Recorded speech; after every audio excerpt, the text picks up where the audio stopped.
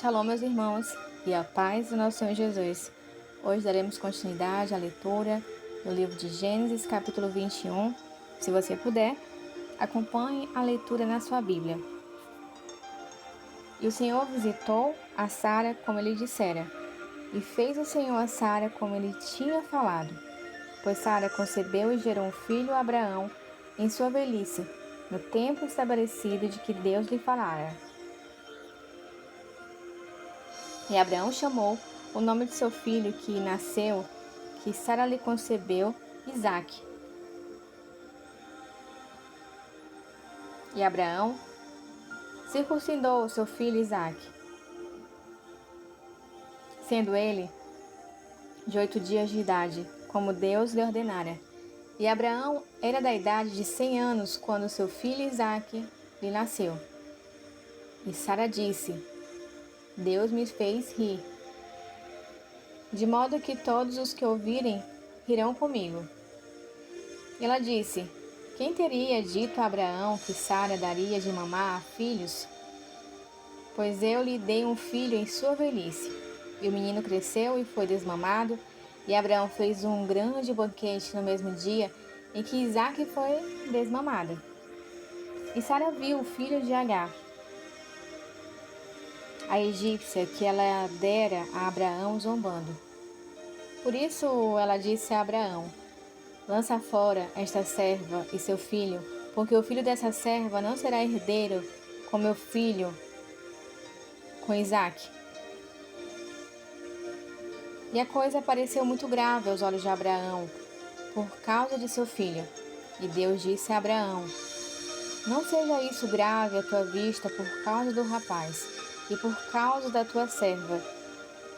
Em tudo que Sara disser, dá ouvidos à sua voz.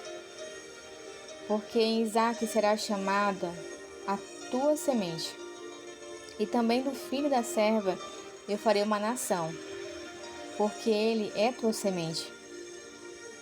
E Abraão se levantou cedo de manhã e tomou pão em um odre de água, e os deu a Agar, pondo-os sobre os seus ombros, e ao filho e a despediu. E ela partiu e peregrinou pelo deserto de Berzeba.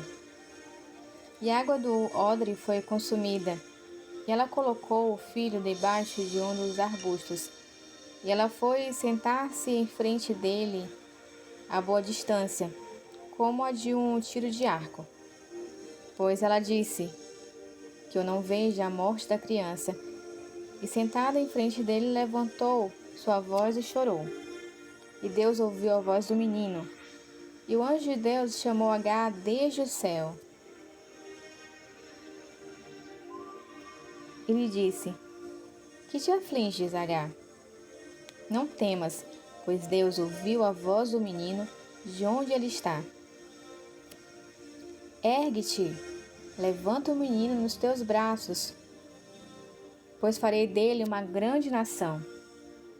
E Deus abriu-lhes os olhos, e ela viu um poço de água, e foi, e encheu o odre com água, e deu de beber ao menino.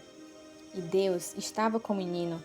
Ele cresceu e habitou no deserto, e se tornou um arqueiro. E ele habitou no deserto de Parã. E sua mãe lhe tomou uma mulher da terra do Egito. E aconteceu naquele tempo que Abimeleque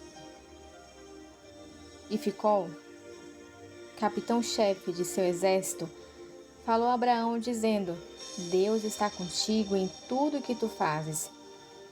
Por isso agora jura a mim por Deus que não agirás falsamente comigo, nem com meu filho, nem com o filho de meu filho, mas de acordo com a bondade que eu te fiz, tu farás comigo, para com a terra na qual peregrinastes.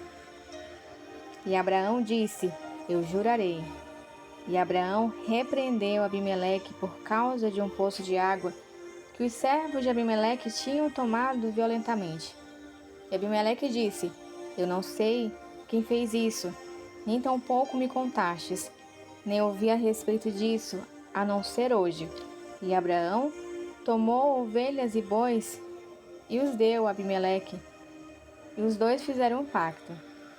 E Abraão pôs à parte 7 cordeiras do rebanho.